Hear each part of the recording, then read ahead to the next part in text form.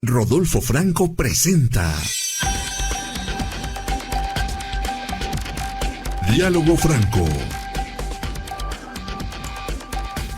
Porque la noticia hay que analizarla, encontrando las diferentes versiones en un diálogo franco, con el periodista y analista político Rodolfo Franco. Y si lo dice Rodolfo Franco, es porque es cierto.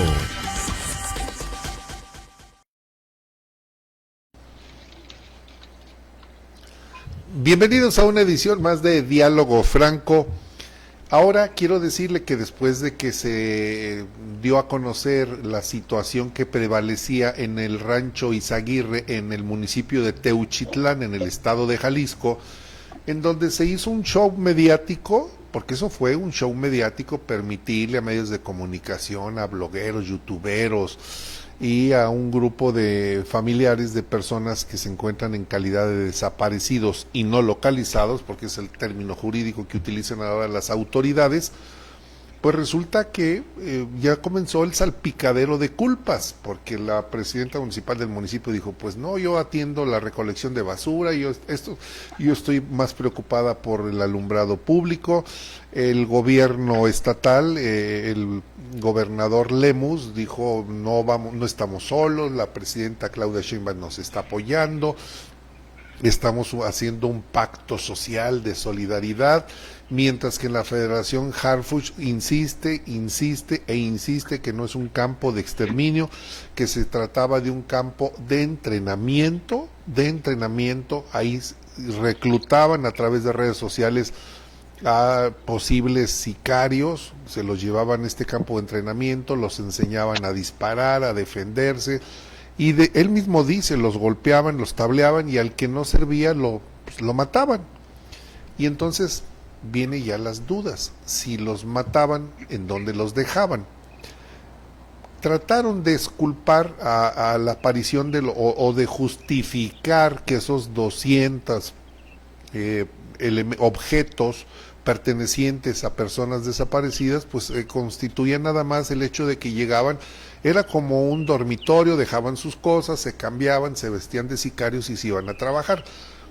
Cuando llegan las personas que integran estos colectivos de madres buscadoras de desaparecidos, pues se encuentran con que pues ya está todo limpio, dice, yo creo que un día antes barrieron, trapearon, y ya no se encontró absolutamente nada, evidencias de un rancho que se decía que ya había sido cateado por la Guardia Nacional, que teóricamente estaba asegurado, pero hay más revelaciones al respecto. El periodista Ricardo Ravelo, un periodista experimentado, investigador, escritor de varios libros, especializado en delincuencia organizada, dice, no, ese rancho operaba desde hace muchísimos años más, y evidentemente que las autoridades lo conocían. Por eso le hemos pedido a Ricardo Ravelo que nos platique el día de hoy sobre los antecedentes de ese rancho Izaguirre, ubicado en Teuchitlán, en el estado de Jalisco. Pues ¿qué es lo que, si ya lo sabían, por qué no se había hecho público esta situación? Ricardo Ravelo, ¿cómo estás? Muy buenos días. Buenos días, Rodolfo. Antes que nada te saludo y también a la audiencia. Muchas gracias, Ricardo. Gracias por tomarnos la llamada. Tú publicaste un artículo en donde estableces que en ese rancho ya había operaciones desde hacía años y se conocía. Mira, la historia del rancho, creo que dice mucho del uso que le dieron, digamos, desde el 2012. Sí. Estamos 2012. Hablando, A ver, desde sí, el 2012 estás hablando ya de 13 años. Hace 13 años. sí, todavía, digamos, el gobierno de Aristóteles Sandoval, ese rancho tuvo actividad por parte del grupo criminal Cártel de Jalisco. Fue entonces cuando miembros de la organización pues contactaron a uno de los dueños o al dueño, no se sabe con precisión si fue el dueño original o fue uno de los compradores posteriores, ¿no? Sí. Lo contactaron y le hicieron una oferta por el rancho, obviamente no sin amenazas, intentaron secuestrar a su hija, y el señor tuvo que vender el rancho. Lo que se sabe por testimonios que se han recabado entre gente que conoce al dueño ahí en Teuchitlán, es que el señor recibió un pago, pero los criminales no se llevaron documentos, simplemente le pagaron y tomaron posesión del lugar. Es decir, que la escritura permanece a nombre del propietario original. Sí, pero lo que pasa es que como es un rancho, es una zona comunal o Sí. ejidal más bien, Sí. pues obviamente ahí no hay documentos, ¿no? O sea, no hay escritura. Ok. Si acaso hay un documento que acredita la posesión del lugar, es todo, pero como escritura como tal, pues en una zona ejidal no hay. Sí, es una parcela la que está asignada a una persona. Exacto. Y en este caso estamos hablando de 1 hectárea, porque el rancho no es muy grande. No es grande. Y entonces, sobre el 2015, entre 2015 y 2016, empezaron las edificaciones internas de digamos, la infraestructura que iban a utilizar o que utilizaron para el adiestramiento, para incluso las torturas,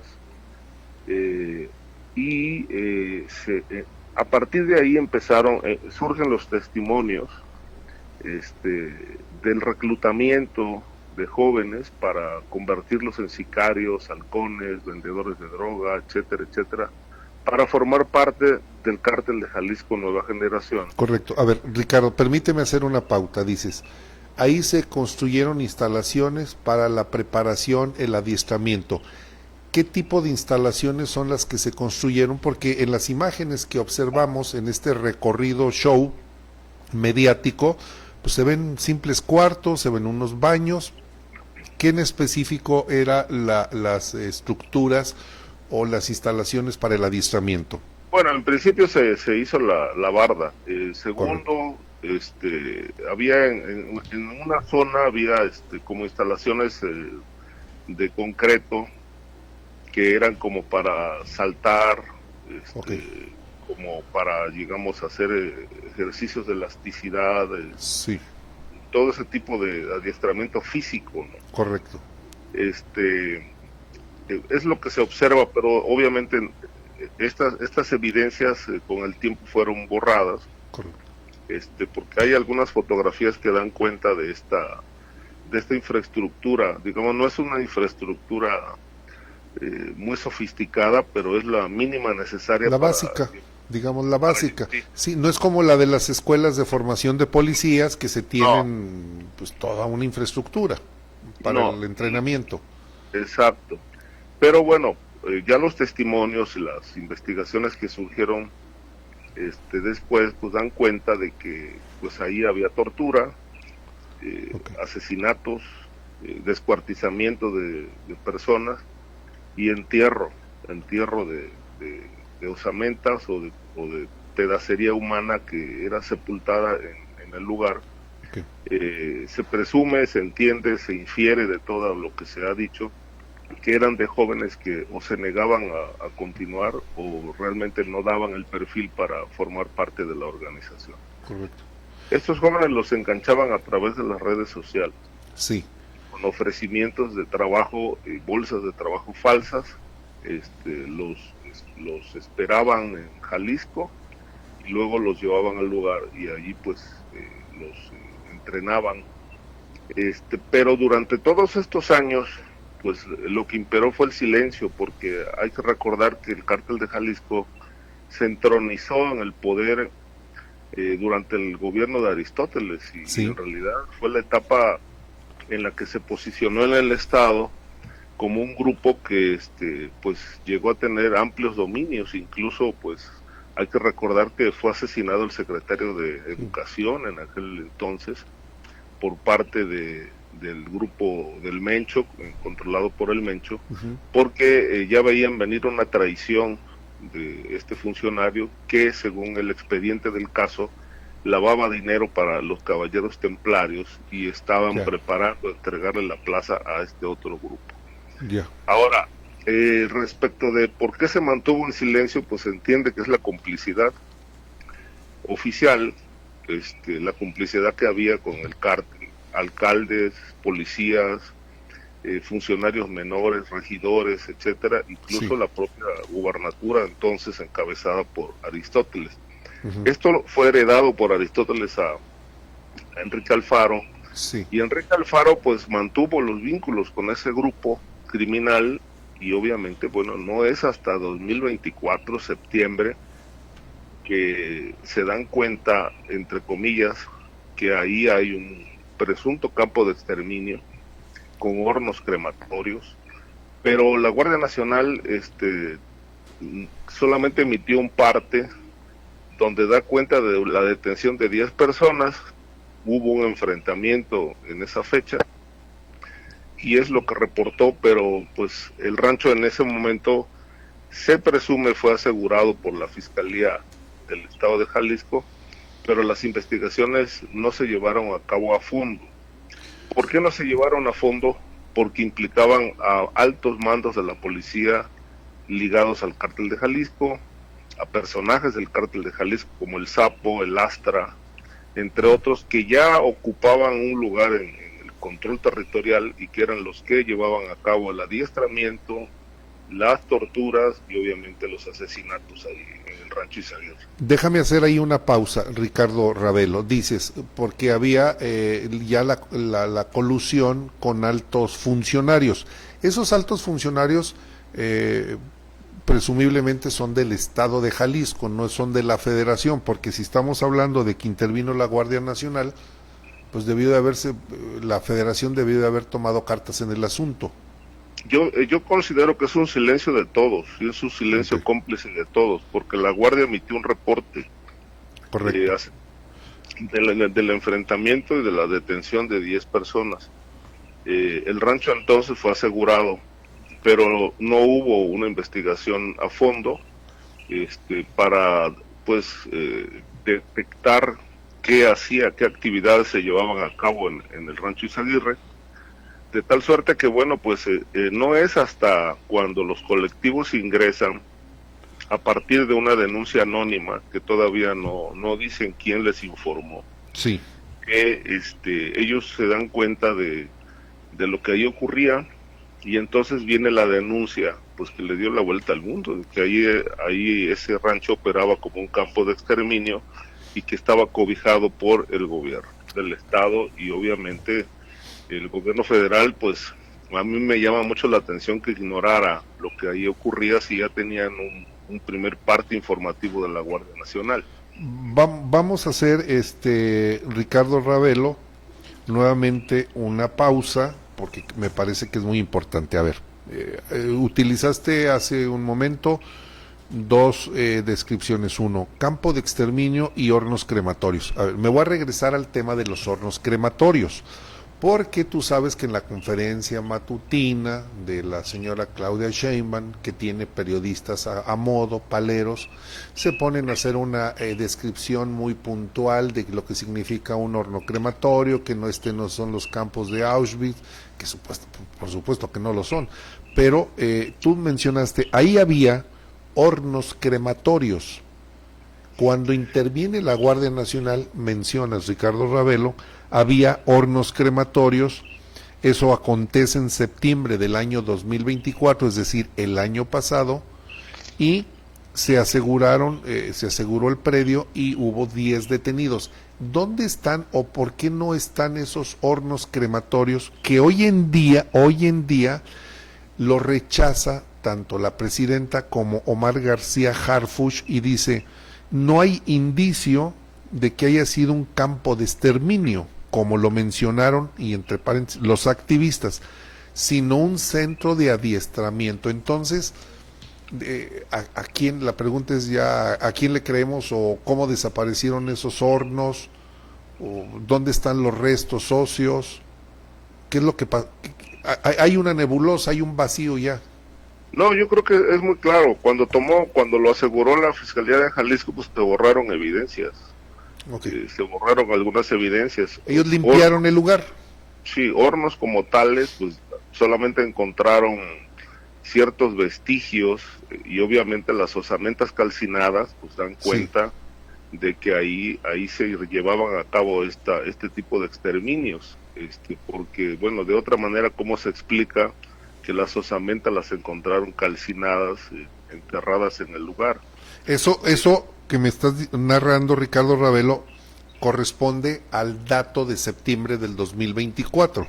No, esto ya lo denunció el colectivo Guerreros Buscadores de Jalisco hace apenas pues unos 15 días, cuando tronó el asunto, el escándalo, cuando encontraron pues los zapatos, la ropa, las cachuchas, las mochilas, etcétera, en el lugar, toda la evidencia que de acuerdo con el colectivo pues da cuenta de que esas evidencias confirman que eran pertenencias de las personas que fueron exterminadas en el lugar, cremadas o calcinadas en el lugar y sepultadas en el rancho Isandió. Esos vestigios, esas evidencias, esas osamentas, ¿fueron localizadas por el grupo Guerreros Buscadores de Jalisco? Sí, ellos ingresaron a partir de la llamada anónima. Correcto. De un miembro de la delincuencia organizada, se entiende, que participó en el lugar, en los asesinatos, que sabía de toda la operación que se realizaba. Y les dijo que ahí había evidencia de por lo menos 1.500 entierros. 1.500. 1.500 entierros de personas o jóvenes más bien, hablaban de jóvenes,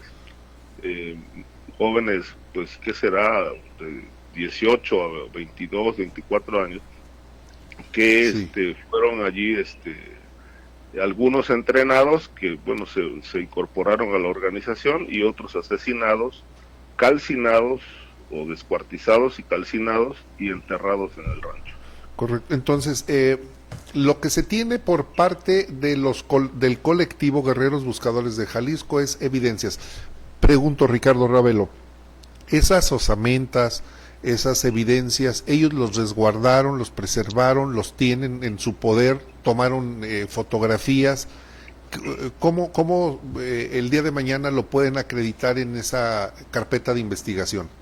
Sí, exhibieron, digamos, todas las pertenencias y muchas madres buscadoras que forman parte del colectivo reconocieron que objetos, que algunas pertenencias como ropa, cachuchas, zapatos, pues sí eran de sus hijos o de sus seres queridos que desaparecieron. Y respecto de las osamentas, pues lo que ellos cuestionan es que dicen, bueno, nosotros hemos encontrado restos, pero no hemos hecho una exploración a fondo porque obviamente eso está asegurado por la Fiscalía, lo debe hacer la Fiscalía. En este caso ya va a ser la FGR, la de Gertz Manero. Sí, porque la Fiscalía, digamos, con Enrique Alfaro, pues no hizo nada, es decir, al contrario, borró evidencias, incluso permitió que gente entrara al lugar. Es decir, el lugar no se preservó como algo que legalmente debía hacerse para no alterar evidencias ni nada y llevar a cabo una investigación detallada de lo que ahí hay, porque claro, se presume que hay muchos entierros y eso es lo que ha cuestionado el fiscal Gertz Manero del desaseo de la investigación inicial, porque los peritos pues hicieron mal trabajo.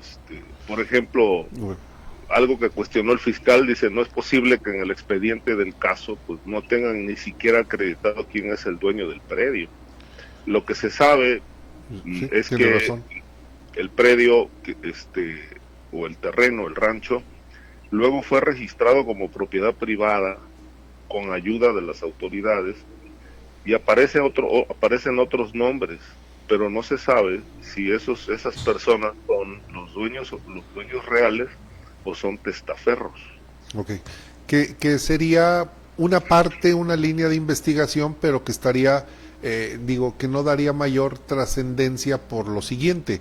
Sabemos que hoy en día los grupos de la delincuencia organizada obligan a las personas, les quitan los ranchos, van con notarios, les los ponen a nombre de determinada persona, a veces hasta de muertos.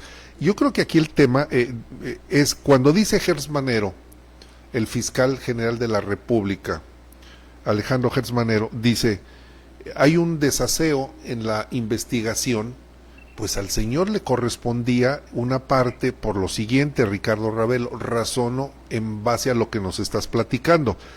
Si la Guardia Nacional tomó conocimiento en el septiembre del año pasado, del 2024, y elaboraron un reporte, ese reporte no lo entregan a las autoridades estatales. Ese reporte se puede ir, bueno, a una mesa de seguridad donde se exponen todos los casos, pero se va a la Federación y la Guardia Nacional le responde al Ejército, y el Ejército a su vez debió de haberle turnado ya sea al fiscal, a la Presidencia de la República, a la Secretaría de Gobernación. Alguien debe de haberle informado. Sí, sobre todo que bueno, ya en ese momento hay un reporte de un rancho que tiene actividad criminal, entonces era obvio que la Federación debió intervenir, pero así es. No lo hicieron. No lo hicieron, y esto yo creo que tiene algunas explicaciones. Hay versiones de que, bueno, el gobierno federal tuvo conocimiento, pero estaba tan caliente el ambiente político por el tema de el expediente del caso Ayotzinapa, sí, las investigaciones contra López Obrador por crimen organizado y protección al cártel de Sinaloa. Ya. Todo este ambiente estaba muy polarizado, de tal manera que la explicación que se impone es que no quisieron abrir otro frente. Ya lo entiendo, sí. Traían lo de el Culiacanazo, el hashtag narcopresidente, y ¿para qué le subimos, para qué le metemos otro fierro a la lumbre? Sí, y entonces le heredaron esa papa caliente a Claudia Sheinbaum ahora, sí, porque bueno, pues le reventó a ella el asunto. Le reventó, exacto. Ahora, dime, Ricardo Ravelo, ¿qué sigue? Se supone que, no se supone, digo, y es un hecho que la Fiscalía General de la República tiene ya en sus manos este expediente, pero todos sabemos que cuando una escena del crimen se contamina, el día de mañana el análisis de las circunstancias en las que se encontraron y lo que por ahí existía, pues no va a permitir que esa carpeta de investigación dé un resultado contundente, sobre todo cuando se habla que hubo 1,500 personas exterminadas, que fueron ahí tal vez por algún método destruidas físicamente, o si están sepultadas, o no sabemos. Todo esto va a estar ya está muy viciado, ya está muy manoseado para acabar pronto. Sí, porque no se preservó la escena de los crímenes, y obviamente el gobierno pues va a aprovechar, de hecho ya lo está haciendo, para desinflar el asunto, porque mira, de este tipo de lugares, pues hay muchos en el país, es decir, digamos un lugar donde hay entierros, etcétera, pues eso, sí. Todo el país es un verdadero fosario. Un fosario, sí. Pero cuando le ponen el dedo en el tema de que esto era un campo de exterminio, bueno, pues esa noticia le dio la vuelta al mundo de que en México había campos de exterminio. Entonces, yo creo que esa parte fue lo que detonó el escándalo internacional, y es la parte que están desactivando. Es decir, ya hoy esos cables los quitaron. Desde la voz oficial ya no se habla de un campo de exterminio, como bien decías. Sí, lo tratan de minimizar y decir centro de adiestramiento. Dime, Ricardo Ravelo, tú que eres un hombre muy experimentado en la investigación, en la documentación, pero sobre todo en la narrativa, en las crónicas que realizas en tus libros, utilizar el término de campo de exterminio sería muy exagerado, y se tendría que decir un fosario más de los miles que hay en México, o sí coincides con que la Federación diga, oye, pues no te pases no exageres, no es un campo de exterminio, porque exterminar es acabar, y acabar con algo, el exterminio de una plaga, por ejemplo. pero puede ser aplicable para 1, 2, 10 personas, y si hablamos de 1500, pues sí es un campo de exterminio. El término semántico, la descripción, ¿sería correcta o incorrecta para quienes estamos en los medios de comunicación y no debiéramos de utilizar términos que no son los adecuados?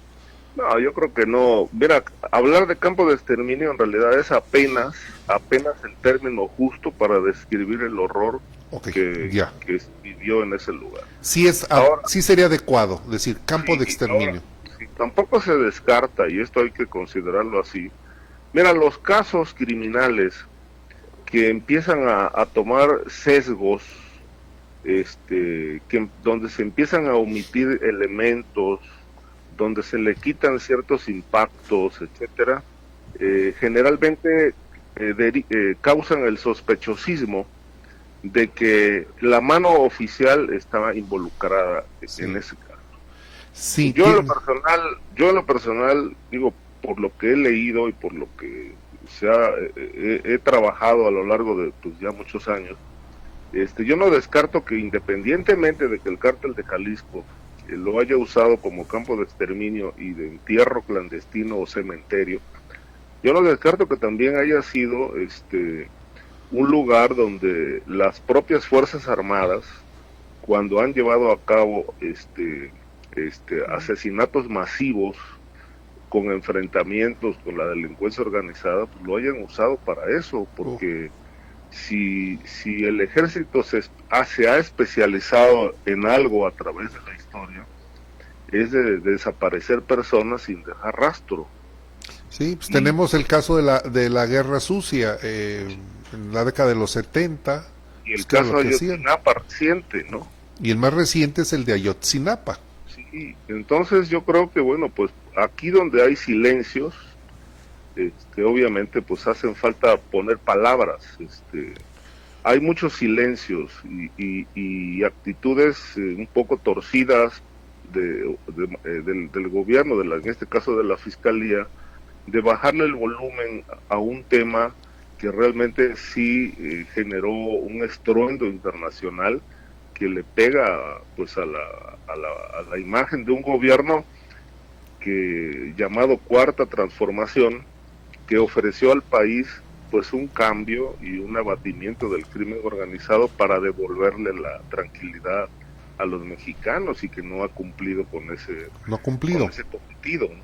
El día de ayer, Ricardo Ravelo, estos héroes de familiares de las personas desaparecidas, porque finalmente son héroes, detectives, investigadores, localizaron 10 personas en fosas clandestinas en el municipio de Lagos de Moreno, también en Jalisco, donde también se encontraron hace tiempo que hornos de ladrillo, ladrilleras, hornos de donde se cose el ladrillo, que ahí introducían cuerpos de jóvenes que o los mataban por alguna razón, eran de cárteles contrarios, o no funcionaban, no les servían, no sé la razón por la cual los mataban. Acaban de publicarlo, localizaron 10 personas en fosas clandestinas, y es decir, la búsqueda ha crecido, el número de desaparecidos, los homicidios dolosos, si bien en estos 6 meses que tiene casi Claudia Sheinbaum de gobierno, ya no son el promedio diario que tenía López Obrador, pero sigue habiendo, pero los desaparecidos sigue creciendo, que es la nueva técnica que está utilizando el crimen organizado, los delincuentes, para no dejar evidencias de sus homicidios que están cometiendo. Sí, bueno, la Secretaría de Gobernación, a raíz del hallazgo del rancho Izaguirre, reconoce que el reclutamiento de jóvenes continúa por parte del crimen organizado, en este caso el cártel de Jalisco y el cártel de Sinaloa.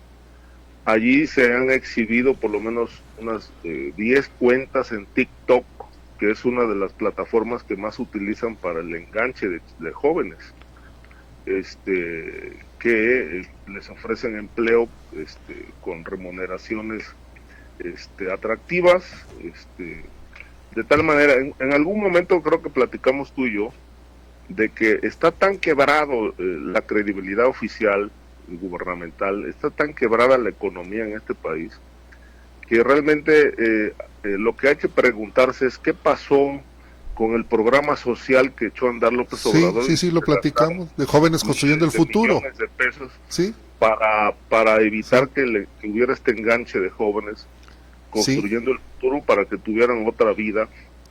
Esta es una evidencia del fracaso, Ricardo Ravelo, de ese programa. Sí, sin duda. Y por otro lado, la pregunta es, ¿y entonces qué pasó con los fondos?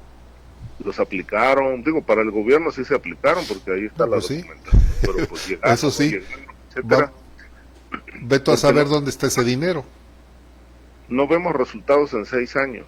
Exacto. Y dime, Ricardo Ravelo, los colectivos de personas, los colectivos de buscadores de personas han solicitado cita con la presidenta Sheinbaum porque le dicen, las medidas que usted está implementando son las mismas de Felipe Calderón, las mismas de Enrique Peña Nieto, con López Obrador hay un vacío, es el agujero negro, pero no las recibe, no hay empatía con las buscadoras de personas desaparecidas. Sí, ese es un problema gravísimo porque además es un tema muy sensible que puede rebotar en cualquier sentido. Mira, claro. el tema de los desaparecidos es un asunto al que no le quiere entrar el gobierno. Más bien lo ha administrado históricamente, sí, porque no es redituable políticamente. Claro. Al contrario, cualquier tropiezo, cualquier hallazgo, cualquier descubrimiento de este tipo de lugares, porque así como el Rancho Izaguirre debe haber, no sé, miles en el país. Sí. Todo eso, en la medida en que se vaya sacando a la luz pública, pues son puntos menos para un gobierno que pues se iría comprometiendo cada vez más con un problema que saben que no van a poder resolver. Sí. De tal manera que la estrategia no es atender los casos de desapariciones, es administrar el problema, llevársela ahí, que termine el sexenio y se lo heredan al que sigue. Sí. Así lo vienen haciendo desde, pues, históricamente, digo, por decir algo, cuando Fox creó la Comisión de la Verdad para investigar la Guerra Sucia, por ejemplo, pues se gastaron miles de millones, el fiscal de entonces, de ese caso, pues se gastaba el presupuesto en comidas y vinos. Uh-huh. Y obviamente pues ni metieron al bote a Luis Echeverría, ni esclarecieron lo que ocurrió en la Guerra Sucia, y se lo heredaron a Calderón, y Calderón a Peña, y Peña a López Obrador, y López Obrador. Y así. Entonces eso es un asunto al que no le van a entrar, porque políticamente no les resulta favorable. Sí. Y obviamente esta es la razón también porque en las comisiones de investigación, como en este caso del Rancho Izaguirre, que solicitaron que se creara una comisión para indagar qué pasó ahí, pues no quieren involucrar a representantes de los colectivos, porque saben que son voces que van a estar permanentemente denunciando las irregularidades del gobierno. Y esto pues es un tema que pues genera mucho escándalo y alcanza niveles que pues rebasan las fronteras. Sí, dicen, no lo invites al evento porque te lo va a arruinar. Dime, Ricardo Ravelo, hace un momento mencionaste a Ayotzinapa, ya comentamos también de la Guerra Sucia. Dime, este asunto que algunas personas, opinólogos, comentócratas, han equiparado al caso de Ayotzinapa con el caso de Ayotzinapa con Enrique Peña Nieto, ahora Teuchtitlán con Sheinbaum. ¿Existiría alguna similitud en esto de que pueda ser la piedrita en el zapato o la cruz que tenga que cargar Sheinbaum durante todo su sexenio, conociendo el involucramiento de las autoridades de los 3 niveles, municipal, estatal y federal, en este caso la omisión sería algo similar, porque dicen, no tiene un parangón porque en aquella ocasión intervinieron policías estatales, federales, el ejército, y aquí no intervinieron, pero yo digo, sí intervinieron desde el momento en que fue la guardia, desde el momento en que autoridades sabían y tenían conocimiento y no pasó nada, pero esa es mi opinión. Sí, es que no sabemos si hubo participación de militares ahí o policías. Digo policías, no lo dudo, porque la policía en Jalisco y sobre todo en esta zona, sí, pues sirve de brazo armado del cártel de Jalisco, ¿no? Estaban coludidos. El alcalde del lugar dijo que no sabía nada, o sea, imagínate, de tal manera que bueno, nadie sabe nada. Hoy todos ignoran lo que pasaba ahí. Yo creo que si el caso no se aclara, pues evidentemente va a ser otro Ayotzinapa para Claudia Sheinbaum. Sobre todo, si no se aclara es porque hay gente del gobierno implicada en eso. Sí. Si no hay gente implicada del gobierno, se tendrá que aclarar. Exacto. Pero si esto raspa a, digamos, a militares, a altos mandos, a políticos que con los que la 4T hizo compromisos, etcétera, pues evidentemente que no van a llegar al fondo de las cosas. El propio Alejandro Gertz Manero, el fiscal, dijo, no va a ser otro Ayotzinapa, ni va a haber otra verdad histórica. Igual, ya lo están diciendo ellos. Sí, entonces, bueno, hay que decir nada más para que la gente tenga claro que el caso Ayotzinapa prácticamente ya le dieron carpetazo, porque ni hubo verdad histórica ni nueva verdad. No. Y los padres de familia de los desaparecidos le pidieron a López Obrador que se abrieran los archivos militares para conocer audios, para conocer evidencias de todo lo que ellos grabaron y tuvieron conocimiento el día de la noche de Iguala. Y López Obrador pues dijo que esa información no existía. Es decir, cuando el caso Ayotzinapa llegó y topó con pared con el poder militar, el caso se cerró prácticamente. Eso lo dijo el GERI, el grupo de interdisciplinario que participó en las investigaciones. En su informe final dijo, el presidente quiere aclarar el asunto, pero no puede. ¿Por qué? Porque esto implica encarcelar no a soldados rasos, implica encarcelar a mandos altos del ejército que participaron o tuvieron conocimiento o dieron órdenes el día que los jóvenes de Ayotzinapa desaparecieron. Y ahí no se puede meter el presidente.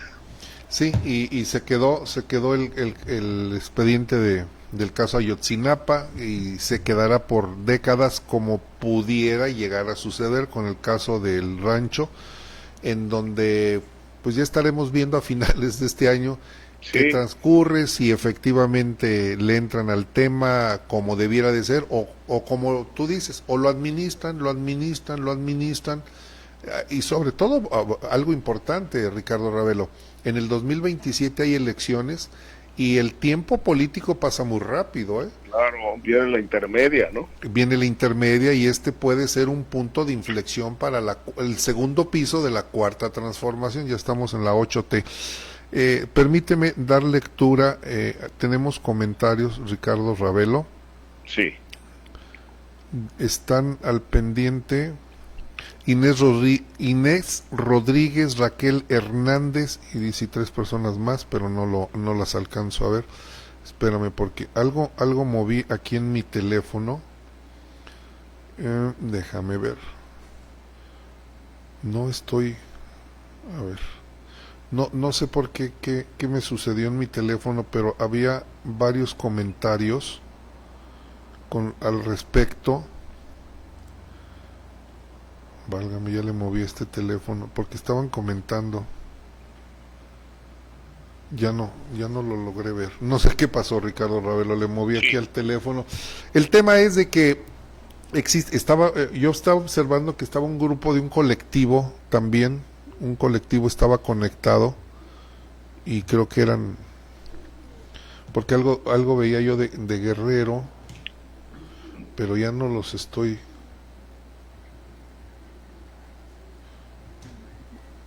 Hay algo. No, me están mandando el máster, algo tenemos ahí, una falla. Tenemos varios mensajes, estaban un grupo de un colectivo enviándonos mensajes, pero no logro verlo, Ricardo. Me da pena decirlo, pero algo moví. La cuestión, Ricardo Ravelo, es: existía un rancho, bueno, evidentemente existe, pero existía un rancho en el que se operaba. Es innegable que ahí llevaban a las personas que reclutaban, las entrenaban. Es innegable que hubo personas que ahí fallecieron, que los tableaban y que los mataban, porque los reconoce Omar García Harfuch, el secretario de Seguridad Pública. Y ahora lo que hay, por otro lado, tenemos la versión de la filtración que hace una persona de que había 1.500 personas que habían sido asesinadas.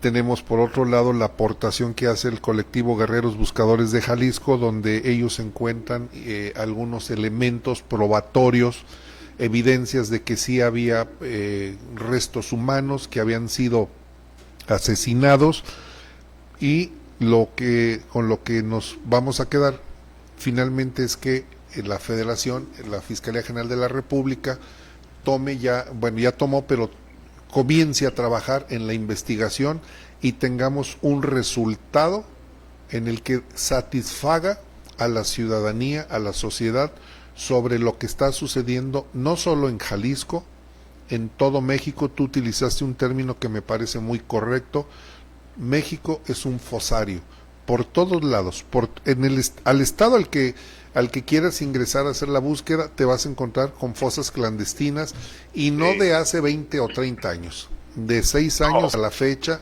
se han incrementado. Sí, hay dos elementos aquí que yo quisiera destacar, para ir concluyendo. Es que la mira, o sea, la mira de la Fiscalía está puesta en la Fiscalía de Jalisco. Sí. No solamente por lo que ya dijimos, las fallas, porque hay fallas elementales, sí, de gente inexperta, o bien que no hizo correctamente su trabajo por corrupción, y es posible que alguno de los o quizá el último de los fiscales, el que tuvo conocimiento de esto y aseguró el lugar, pueda ser llamado a cuentas. Ahora, me parecería muy limitado que se quedara a nivel de la Fiscalía, porque en realidad creo que aquí tendría que ser llamado a cuentas Enrique Alfaro, claro, no solamente por los silencios y las omisiones, sino porque a él se le ha implicado directamente con el grupo criminal Cártel de Jalisco. Uh-huh. Sí.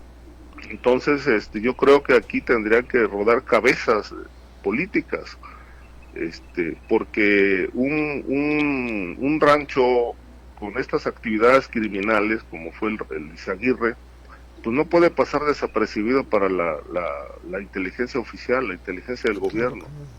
Es como lo que acaba de pasar en Zacatecas, es decir, es inaudito, y que nos quieran ver la cara de tontos a los mexicanos, que acaban de descubrir un laboratorio de 149,000 metros cuadrados, y que nunca supieron que eso estaba operando ahí.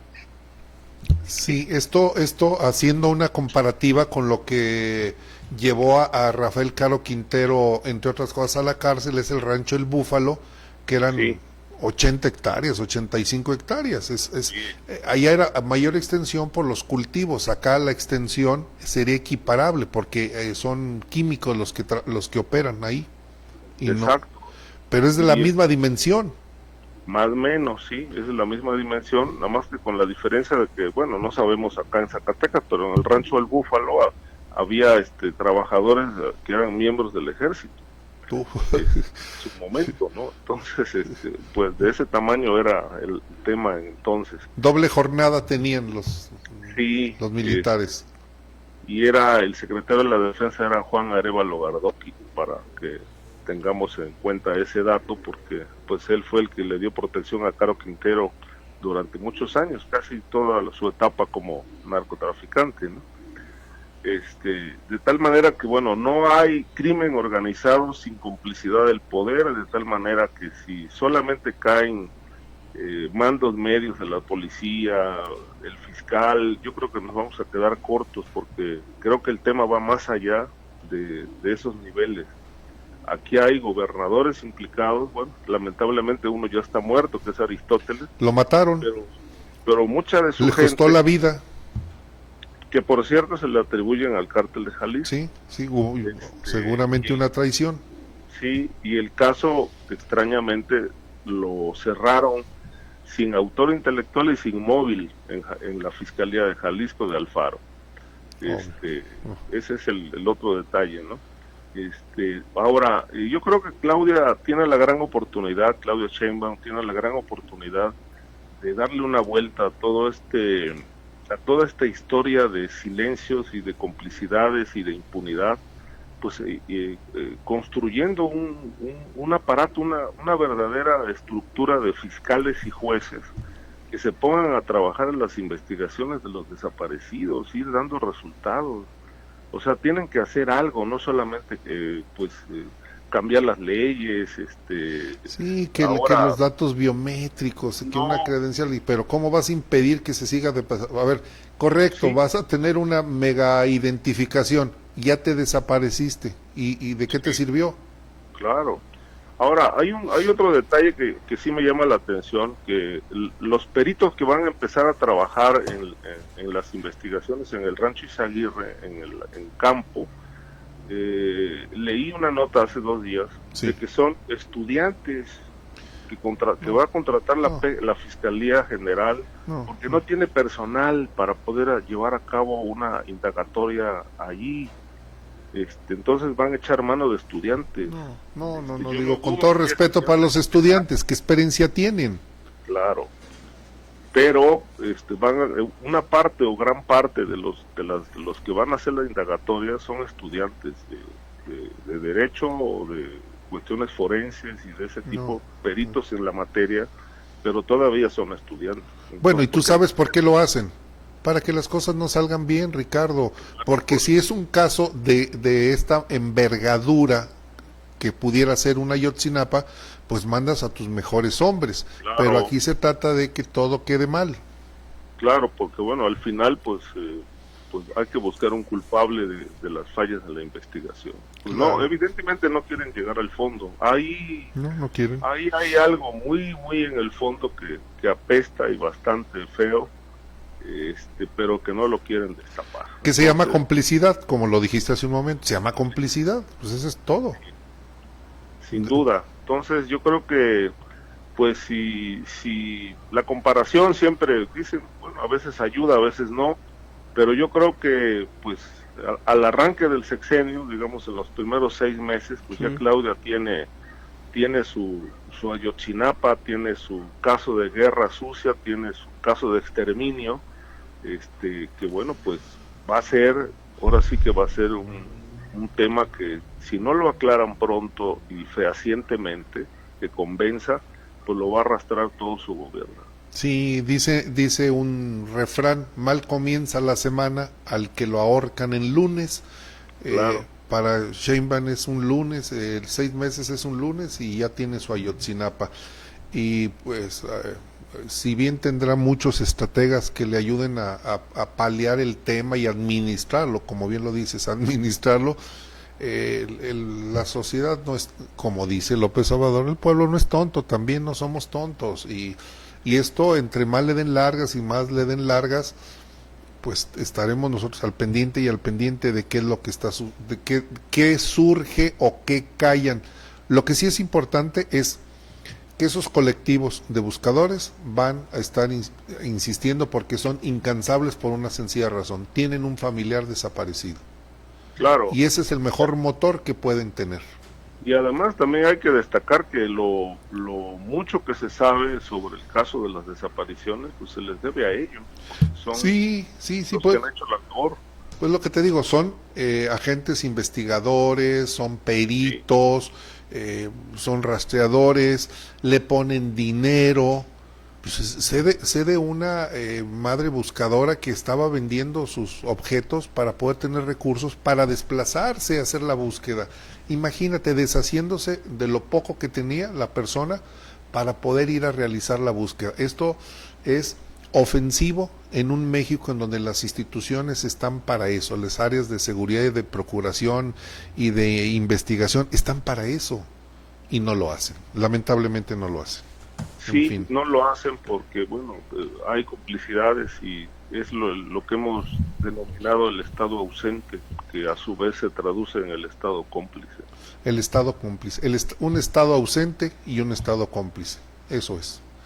Ricardo Ravelo, muchísimas gracias que nos tomaste la llamada. Como siempre, tú eres muy atento, muy gentil en compartirnos tu conocimiento, tu experiencia y todo el bagaje que tienes en tus trabajos de investigación. Eso te permite dar una opinión objetiva e imparcial. Muchísimas gracias por tomarnos la llamada.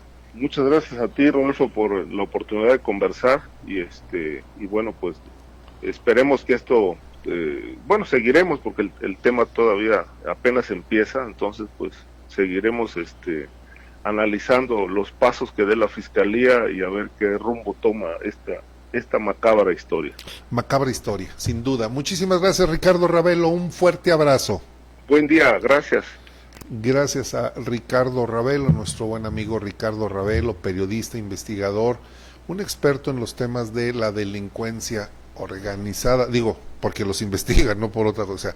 Es un periodista que se ha especializado en temas de delincuencia organizada y este tipo de crímenes. Estoy empezando a ver los mensajes, dice Inés Rodríguez, saludos, ingeniero Franco, excelente análisis, muchas gracias. Y también dice, ya lo dijo el presidente de El Salvador, los cárteles tienen gente en el gobierno. Pues sí, sin duda que sí. En fin, bueno, quiero decirle que el día, a propósito de estos temas, el día de mañana, recuerde que estamos a las 9 de la mañana con José Luis Morales en la Mesa de la Verdad. Ahí le vamos a presentar unos datos escalofriantes del estado de Aguascalientes. El número de fosas clandestinas que hay en Aguascalientes, el número de personas que se han encontrado en esas fosas clandestinas, cuerpos, cadáveres, restos, porque algunos están en bolsas, otros están dispersos, fragmentos de osamentas, y también le vamos a dar la cifra de las personas que desaparecieron y no han sido localizadas el año pasado, y también el número de personas que están en la morgue y que nadie los ha reclamado. Imagínense, personas que están en la morgue y nadie los reclama. ¿De dónde son? ¿Quiénes son? ¿Por qué están ahí? Digo, están ahí porque evidentemente fallecieron. ¿Por qué están solos? Pues me refiero, ¿por qué están solos? ¿Por qué alguien, un familiar no los reclama? No lo sé. Mañana con José Morales se los vamos a presentar. Y el lunes va a estar con nosotros el Contralor del Estado, Juan Pablo Gómez Diosdado, para que nos platique sobre la nueva modalidad para que manejemos la transparencia en Aguascalientes, porque recordará usted que el INAI, el Instituto Nacional de Acceso a la Información, ya desapareció porque el señor ese que fue presidente, López Obrador, decidió desaparecer órganos autónomos, y entre ellos está el INAI, y el INAI es a donde quienes nos dedicamos a hacer trabajo de investigación acudimos a solicitarla. Bueno, era un instituto autónomo, independiente, con recursos públicos, donde uno solicitaba la información, si no se la quería dar a alguna área de gobierno, pues uno presentaba su queja, lo impugnaba y al final lograba unos objetivos. Podía pasar un año y medio, pero obtenía la información. Pues ahora va a estar en manos del propio gobierno la entrega, la administración, la recepción de solicitudes, la administración, la entrega de información. ¿Qué garantía tenemos los ciudadanos de que yo estoy hablando en el caso de Aguascalientes, de que podamos tener la información como la teníamos en el pasado?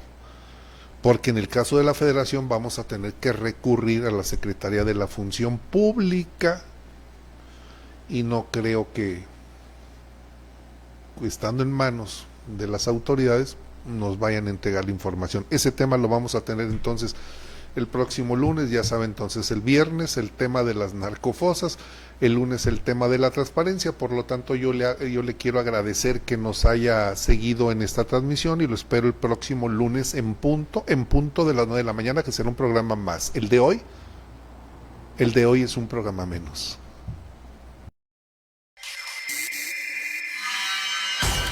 Así fue como analizamos las diferentes versiones que dieron origen a la noticia en un diálogo franco. Lo invitamos a seguir en sintonía de Diálogo Franco con el periodista y analista político Rodolfo Franco. Y si lo dice Rodolfo Franco, es porque es cierto.